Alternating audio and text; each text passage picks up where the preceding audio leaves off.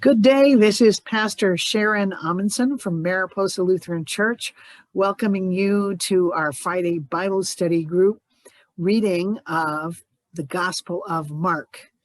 If you want an introduction to our church, our Friday group, and the Gospel of Mark itself, please go back to chapter 1 and listen to the first 4 minutes.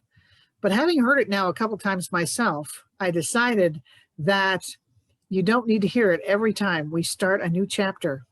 So listen and wait, and the next chapter was about to begin. So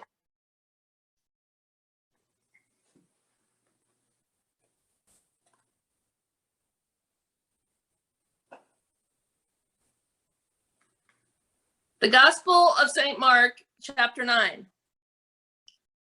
And he said to them, "Truly I say to you, there are some standing here who will not taste death before they see that the kingdom of God has come with power."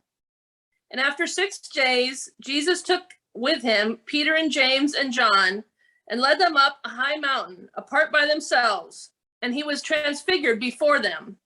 And his garments became glistening, intensely white, as no fuller on earth could bleach them. And there appeared to them Elijah with Moses, and they were talking to Jesus. And Peter said to Jesus, "Master, it is well that we are here. Let us make 3 booths, one for you, one for Moses, and one for Elijah." For he did not know that to say, for they were exceedingly afraid. And a cloud overshadowed them. And a voice came out of the cloud, "This is my beloved Son, listen to him." And suddenly, looking around, they no longer saw anyone with them, but Jesus only. And as they were coming down the mountain, he charged them to tell no one what they had seen until the Son of Man should have risen from the dead. So they kept the matter to themselves, questioning what the rising from the dead meant. And they asked him, "Why do the scribes say that first Elijah must come?" And he said to them, "Elijah does come first to restore all things. And how is it written that the Son of Man, that he should suffer many things and be treated with contempt? But I tell you that Elijah has come, and they did to him whatever they pleased, as it is written of him." And when they came to the disciples, they saw a great crowd about them, and scribes arguing with them. And immediately all the crowd, when they saw him, were greatly amazed, and ran up to him and greeted him. And he asked them, "What are you discussing with them?" And one of the crowd answered him, "Teacher, I brought my son to you, for he has a dumb spirit. And wherever it seizes him, it dashes him down, and he foams and grinds his teeth and becomes rigid. And I asked your disciples to cast it out, and they were not able." And he answered them, "O faithless generation, how long am I to be with you? How long am I to bear with you?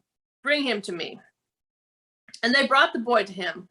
And when the spirit saw him, immediately it convulsed the boy, and he fell on the ground and rolled about, foaming at the mouth.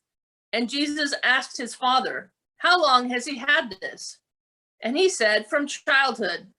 And it has often cast him into the fire and into the water to destroy him. But if you can do anything, have pity on us and help us."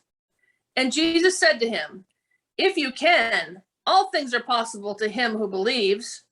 Immediately, the father of the child cried out and said, "I believe, help my unbelief."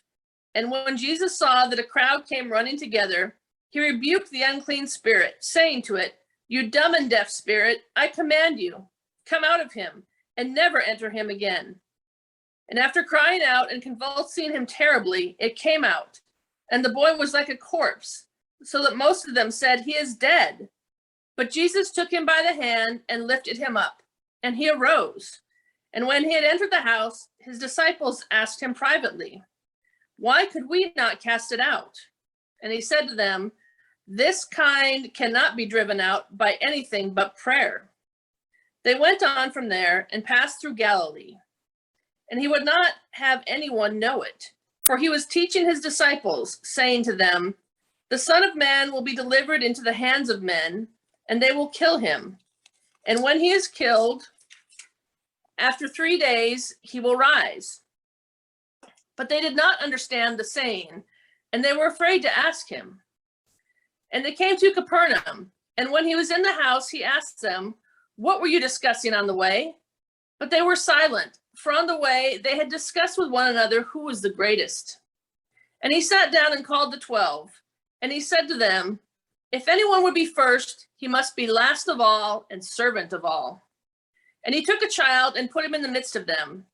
And taking him in his arms, he said to them, "Whoever receives one such child in my name receives me, and whoever receives me receives not me, but him who sent me."